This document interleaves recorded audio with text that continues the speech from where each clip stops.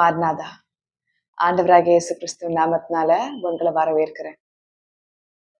நம்முடைய ஆண்டவர் ஜீவன் உள்ளவர், அது நன்றாய் தெரியும். அவர் நம்மோடு பேசுகிறவர். அவர் தம்முடைய வார்த்தையின் மூலமாக நம்மோடு பேசுகிறார். அவருடைய கரம் நம்மோடு கூட இருக்கிறது. நம்மை நடத்துகிறார், நமக்கு சகாயம் செய்கிறார், நமக்கு துணை நிற்கிறார், நமக்கு பலத்த அரணுமானவராக இருக்கிறார். அவரை குறித்து ஒரு வசனம் சொல்லப்பட்டிருக்கிறது. வசனம் என்னன்னா, கர்த்தரை அல்லாமல் தேவன் யார்? நம்முடைய தேவனை அன்றி கண்மலையும் யார்? 2 சாமுவேல் 22:32 வசனத்துல தெளிவா சொல்லப்பட்டிருக்கிறது. கர்த்தரை அல்லாமல் கண்மலையார், நம்முடைய தேவனை அல்லாமல் எவர்தான் காரியங்கள் செய்ய முடியும்? அவரை அல்லாமல் ஒன்றும் இல்லை. நம்முடைய கர்த்தர் தான் தேவன். நம்முடைய கர்த்தர் தான் நமக்கு கண்மலையா இருக்கிறார். அப்போ நம்மை சிருஷ்டித்தது நம்முடைய ஆண்டவர், நம்மை உண்டாக்கினார். அவருக்கென்று நம்மை வேறு பிரித்து, அவருக்கென்று நம்மை வைத்து, தம்முடைய பிள்ளைகளை கண்ணின் மணி போல பாதுகாக்கிறவரா இருக்கிறார். அவரை அல்லாமல் தேவன் யார்? நாம் மரித்து போன ஆண்டவரை நாம் சேவிக்கல, இல்ல. நம்முடைய ஆண்டவர் ஜீவன் உள்ளவர். இயேசு உயிரோடு கூட இருக்கிறார். அவர் மரித்தவர் அல்ல, அவர் உயிரோடு கூட இருக்கிறார். அவர் உயிரோடு கூட வாசம் பண்ணுகிறார். அவர் உயிரோடு கூட எல்லா காரியத்தையும் செய்கிறார். அதனால்தான் நாம் ஜெபத்தை கேட்கும் பொழுது அவர் நமக்கு உடனே பதில் செய்கின்ற ஆண்டவரா இருக்கிறார். அவர் தாமதமாகி பொறுமையா அப்படிகள்ல நமக்காக அவர் உடனே பதில் செய்வார். நமக்காக உடனே அவர் காரியங்களை மாற்றுகிற தேவனா இருக்கிறார். அப்ப நாம் என்ன செய்யணும் அப்படின்னா, இந்த தேவன் உண்மையானவரா இருக்கிறார், இந்த தேவன் ஜீவன் உள்ளவரா இருக்கிறார், இந்த தேவன் என் சப்தத்தை கேட்கிறவரா இருக்கார். அப்ப இவரை நம்பாம வேற யாரை நம்ப போறோம்? வசனத்துல 2வது பகுதியில சொல்லப்பட்டிருக்கிறது, அவர் நம்முடைய கண்மலை. கண்மலைனா நம்ம நம்புகிற, நம்ம அடைக்கலம் போகிற, நாம் தஞ்சம் புகிற இடம்தான் கண்மலை. அப்போ அது என்னன்னா, பெரிய மலைகள்லாம் அங்கங்க கேப் இருக்கும். அப்போ இந்த மிருகங்கள்லாம் அந்த கேப்ல போய் தங்கி கொள்ளும்.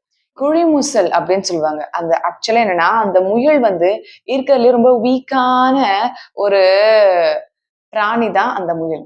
அப்போ அந்த முயல் என்ன பண்ணும்னா, தான் வீக்கனதுக்கு தெரியும். ஆனா அது எங்க போய் ஒழிந்து கொள்ளும்னா, கண்மலையில போய் ஒழிந்து கொள்ளுமா. அப்போ அந்த இடத்துல போய் ஒளிந்து கொள்ளும் பொழுது, அதுக்கு ஆப்பனன்ஸ்ல வரும்பொழுதோ, எனிமீஸ் அட்டாக் பண்ணும்போது ஈஸியா அது தன்னை டிஃபெண்ட் பண்ணிக்கலாம். அதுக்கு ஸ்ட்ரென்த் இல்லைன்னு தெரியும். அப்ப அதுக்கு பலன் இல்லாதப்ப அது எங்க போய் தன்னை ஒழித்துக் கொள்ளும், எங்க போய் தன்னுடைய பாதுகாப்பை தரும்னா கண்மலையில. அப்ப அந்த மலையில அங்கங்க குட்டி குட்டி கேப்ஸ் இருக்கும். மத்த அனிமல்ஸால உள்ள போக முடியாது. ஆனா இது சின்ன கேப்பா இருந்தாலும் அதுக்குள்ள நுழைஞ்சு போய் சேஃபா செக்யூர்டா அந்த மலைக்குள்ள போய் அது ஒழிஞ்சுக்குமா. அப்போ அது வீக்குன்னு தெரிஞ்ச உடனே அது எங்க போகுதுன்னா, தன்னை ப்ரொடெக்ட் பண்ணக்கூடிய, தன்னை பாதுகாக்கக்கூடிய ரொம்ப ஸ்ட்ராங்கான ஒரு பிளேஸ்க்கு தான் போகுது. இதுதான் ஞானம். அப்போ பலவீனமானது, சின்னது அப்படி அல்ல. அப்போ உங்களுக்கு என்ன வேண்டுமோ, நீங்க எங்க போனா நீங்க பலமா உங்களால பாதுகாப்பா இருக்க முடியுமோ, எந்த இடத்தை சூஸ் பண்ணா உங்களுக்கு பலம் கொடுக்கப்படுமோ, அதை நீங்க சூஸ் பண்ற பிள்ளைகளா இருங்க.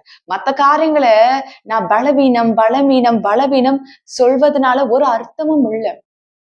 பலவீனம் தான். அப்ப பலவீனமா இருக்கிற நான் என்ன செய்தால் நான் பாதுகாப்பா இருப்பேன்? அப்ப பலவீனமானவன்னா நிறைய நம்மளை நோக்கி அட்டாக்ஸ் வரும். நிறைய பிரச்சனையும் போராட்டம் எழும்பும் பொழுது நம்மளால அதை எதிர்கொள்ள முடியாம இருக்கலாம். அப்போ நான் எங்கே போனா பாதுகாப்பா இருப்பேன்?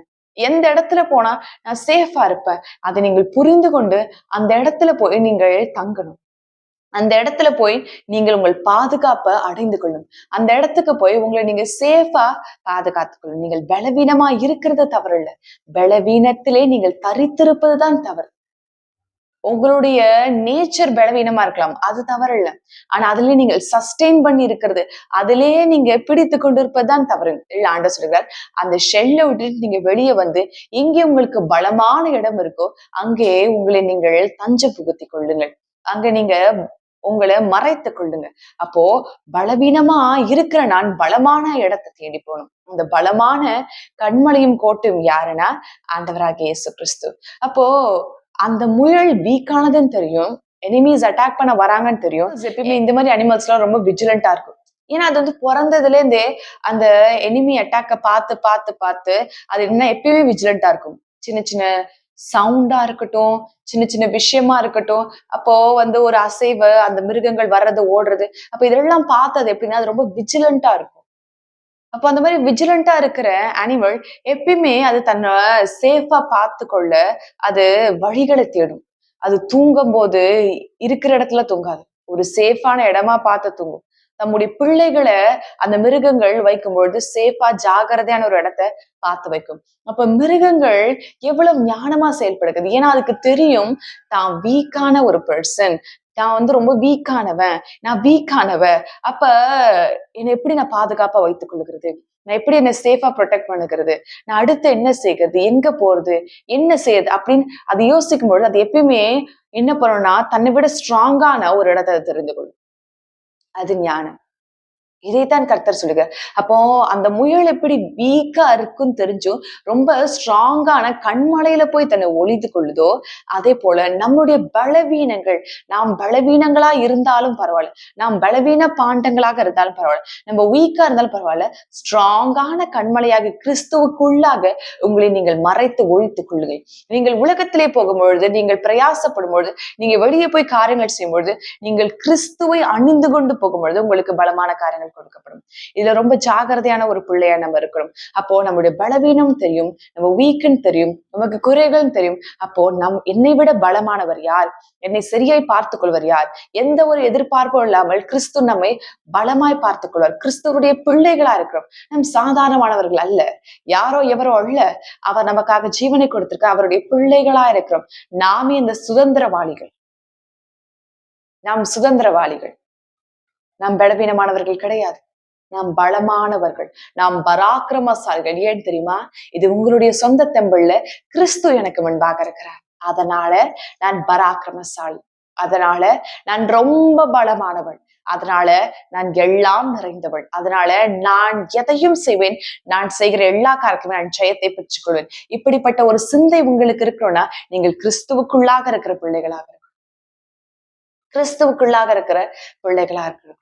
சோ நம்ம ரொம்ப ரொம்ப எப்படின்னா கவனமும் ஜாக்கிரதையுமான பிள்ளைகளா இருக்கணும். அப்ப ஆண்டவர் நம்மோடு கூட இருக்கிறார், நம்ம நடத்துவார், நம்ம பலப்படுத்துவார், நமக்கு சகாயம் செய்வார், நமக்கு சர்வ காரியத்தையும் நமக்கு செய்து கொடுக்க போதுமானவரா இருக்கார்.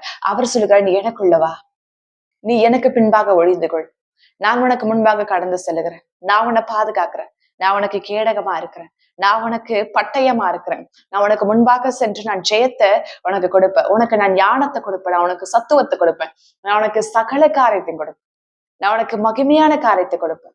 ஆண்டவர் நம்மோடு கூட இருப்பார், ஆண்டவர் நம்ம நடத்துவார், நமக்கு சகாயம் செய்வார், நமக்கு எல்லாவற்றையும் செய்து கொடுக்க அவர் போதுமான ஆண்டவரா இருக்கார். அப்ப ஒரு விஷயம் நம்ம என்ன செய்யறோம்னா, ஆண்டவருக்கு வாழ்க்கை ஒப்பு கொடுத்த ஆண்டவரே உண்மையில்லாமல் தேவன் ஒருவரும் இல்ல, நீர் ஜீவன் உள்ள தேவன், இதை நான் விசுவாசிக்கிறேன், உண்மை இல்லாமல் கண்மலை யாரும் இல்ல, உங்களுடைய சமூகத்துல நான் ஒப்பு கொடுக்கிறேன் ஆண்டவரே, நீங்க என்னை பாதுகாத்துக் கொள்ளுங்க, நீங்க எனக்கு முன்பாக சொல்லுங்க ஆண்டவரே. அப்ப எனக்கான ஆசீர்வாதத்தை நீர் வைத்திருக்கிறீர், நான் அதை எடுத்துக் கொள்ளுகிறேன், நான் அதை சுதந்திரத்துக் கொள்ளுகிறேன், நான் உமக்கு முன்பாக போகிறேன், நீர் என் கூட இருங்க ஆண்டவரே, எனக்கு சகாயம் செய்யுங்க, எனக்கு துணை நில்லுங்க ஆண்டவர் நோக்கி நம்ம ஒரு ஜெபிக்கலாம். ஏன்னா நமக்கு பலவீனமா இருக்கும் பொழுது நமக்கு உதவி செய்யக்கூடிய ஒரே ஒரு நபர் ஆண்டவர் தான். நம்ம குறைவுபட்டு தனித்து விடும் பொழுது நம்ம கூட இருக்கிற ஒரே ஒரு நபர் ஆண்டவர் மட்டும்தான், வேற எவரும் இல்லை, வேற யாரும் இல்லை. கிறிஸ்து நம்மோடு கூட இருப்பார், கிறிஸ்து நம்மோடு கூட இருப்பார், நம்ம நடத்துவார், நம்ம பலப்படுத்துவார், நமக்கு எல்லாவற்றையும் செய்து கொடுப்பார். நீங்கள் விசுவாசத்தை போதும், அவர் நம்முடைய தகப்பன், நமக்கு இல்லாமல் வேற யாருக்கு கொடுக்க போறார்? நம்மை ஆஸ்வதிக்காம வேற யாருக்கு ஆசீர்வாதத்தை கொடுக்க போறோம்? அப்போ நம்ம அவரோடு கூட இருக்கணும், கிறிஸ்துவோடு கூட இருக்கணும், ஆண்டவரோடு கூட இருக்கணும், அவருக்கு முன்பாக நாம் செல்வோம், அவரை உறுதியை பற்றி பிடிக்கிற பிள்ளைகளா இருக்கணும். அப்போ ஒரு விஷயம் நம்ம ஒப்பு கொடுப்போம், ஆண்டவரே என்னை பாதுகாத்துக் கொள்ளுங்க, எனக்கு கேடகமா இருங்க, நான் பலவீனமானவளா இருக்கிறேன், நான் ரொம்ப வீக்கா இருக்கிறேன் ஆண்டவரே, நீங்க எனக்கு முன்பாக சொல்லுங்க, நீங்க என்னோடு கூட இருங்க ஆண்டவரே, எனக்கு எல்லாவற்றையும் செய்து கொடுங்க ஆண்டவரே, எனக்கு முன்பாக சென்று எனக்கு ஜெயத்தை கொடுங்க, எனக்கு சத்துவத்தை கொடுங்க, என்னுடைய வாழ்க்கையில ஒரு புதிய காரியத்தை கொடுங்க, எனக்கு ஆசீர்வாதத்தை கொடுங்க, எனக்கு எல்லாவற்றையும் செய்து கொடுங்க. நம்ம கர்த்தர்ட்ட ஒப்பு கொடுத்து நம்ம ஜெபிப்போம். அவர் நமக்கு சர்வ காரியத்தையும் கொடுப்பார், சகல காரியத்தையும் கொடுப்பார், அவர் நம்மை பாதுகாப்பார். ஒரு சேதமும் உங்களுக்கு இருக்காது, எவரும் எந்த தீமையும் எந்த தீங்குமே உங்களுக்கு செய்ய முடியாது. ஆண்டவர் நம்மோடு கூட இருந்து நமக்கு சர்வத்தையும் செய்து கொடுப்பார். விசுவாசத்தோடு கேட்கலாம், இன்றைக்கு காரியங்கள் மாறும், இப்பொழுது மாறும். உங்கள் விசுவாசம் போதும்.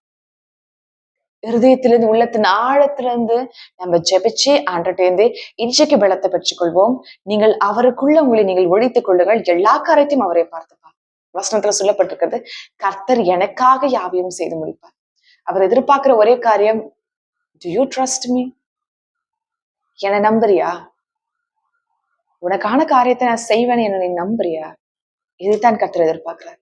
அப்போ நீங்க அவரை விசுவாசிச்சா போதும், அவரை நம்பினா போதும், அவர் எல்லாவற்றையும் செய்வார். ஒரு சான்று நோக்கி ஜெபிக்கலாம். சந்தேகம் வேணாம், குழப்பம் வேணாம், அவரை நம்பி அவருக்கு முன்பாக போவோம். இன்றைக்கு தேவன் மாற்றத்தை கொடுப்பார். ஜெபிக்கலாம். மகா பரிசுத்தரே உமக்கு ஸ்தோத்திரம் ஆண்டவரே. மகிமேலே வாசம் செய்யும் என் தேவனே உமக்கு ஸ்தோத்திரம் ஆண்டவரே. நித்திய பிதாவே உமக்கு ஸ்தோத்திரம் ஆண்டவரே. நிரந்தரமான என் இயேசுவே உமக்கு ஸ்தோத்திரம் ஆண்டவரே. நித்தியமாய் என்னோடு கூட இருப்பவரே, ஆவியான என் தேவனே உமக்கு ஸ்தோத்திரம் ஆண்டவரே. அப்பா, உம்முடைய கரம் என்னோடு கூட இருக்கட்டும் ஆண்டவரே. உம்முடைய ஆசீர்வாதம் என்னோடு கூட இருக்கட்டும் ஆண்டவரே. அப்பா, உம்மை இல்லாமல் தேவன் யார்? உம்மை இல்லாமல் கண்மலை யார்? உம்மை இல்லாமல் ரட்சகர் யார் ஆண்டவரே? அப்பா, நீரே என் கண்மலையா இருக்கிறீர். நீரே என்னை பாதுகாக்கிற தேவனா இருக்கிறீர். நீரே உயர்ந்த அடைக்கலமா இருக்கிறீர் ஆண்டவரே. அப்ப பலவீனமான நாங்கள் உம்முடைய சமூகத்திலே உமக்குள்ளாக எங்களை நாங்கள் ஒப்புக் கொடுக்கிறோம் ஆண்டவரே. உமக்குள்ளாக எங்களை நாங்கள் விட்டுக் கொடுக்கிறோம் ஆண்டவரே. தேவனே, உமக்குள்ளாக நாங்கள் இருக்கிறோம் ஆண்டவரே. தேவனே, நீர் எங்களுக்காக பாதுகாப்பை கொடும், எங்களோடு கூடரும், எங்களுக்கு சகாயத்தை கொடும், எங்களுக்கு பலத்தை கொடும், எங்களுக்கு சத்துவத்தை கொடும் ஆண்டவரே. தேவாதி தேவனே உமக்கு ஸ்தோத்திரம் ஆண்டவரே.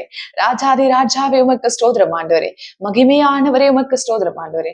அப்பா பிதாவே உமக்கு ஸ்தோத்திரம் ஆண்டவரே. தேவனே, உம்முடைய கரத்துல ஒப்பு கொடுக்கிறேன் ஆண்டவரே. நீர் என்னோடு கூட இருங்க ஆண்டவரே. எனக்கு சர்வத்தையும் செய்து கொடுங்க, எனக்கு சகலத்தையும் செய்து கொடுங்க. ஏசு மகராஜாவே உமக்கு ஸ்தோத்திரம் ஆண்டவரே. உடைய கரம் இருக்கட்டும், என்னை நடத்துங்க ஆண்டவரே. எனக்கு சகாயம் செய்யுங்க ஆண்டவரே. அப்பா, உம்மை நோக்கி கேட்கிற எல்லா பிள்ளைகளுக்கும் நீர் சத்துவத்தை பெருக பண்ணுங்க ஆண்டவரே. நோக்கி கேட்கிற எல்லா பிள்ளைகளுக்கும் மகிமையான காரியத்தை கொடுக்க ஆண்டவரே. நீ செய்ய போகிற பலமான காரியத்திற்காக உமக்கு நன்றி அப்பா. ஆசீர்வாதத்தை கொடுக்க போறமைக்காக நன்றி அப்பா. நோக்கி கொண்டிருக்கிற எல்லா பிள்ளைகளுக்கும் உடைய பலத்தினால் எடை கட்டுங்க, குறை வராமல் அவர்களை பாதுகாத்துக் கொள்ளுங்க. அவர்களுக்கு சத்துவத்தை பெருக பண்ணுங்க, ஆசீர்வாதத்தை கொடுங்க, மேன்மையான காரியத்தை கொடுங்க, பலத்தை கொடுங்க ஆண்டவரே. நீரே கண்மலை, நீரே எல்லாவற்றையும் செய்கிறவர், உண்மை இல்லாமல் ரட்சகர் ஒருவரும் இல்லை சுவாமி. நீர் ஆசீர்வதிங்க, வெளிப்படுத்துங்க, வழி நடத்துங்கப்பா. இயேசு கிறிஸ்துவ நாமத்தால் ஜெபிக்கிறேன். ஜெபம் கேளும் ஜீவன் நல்ல பிதாவே. ஆமென், ஆமென், ஆமென்.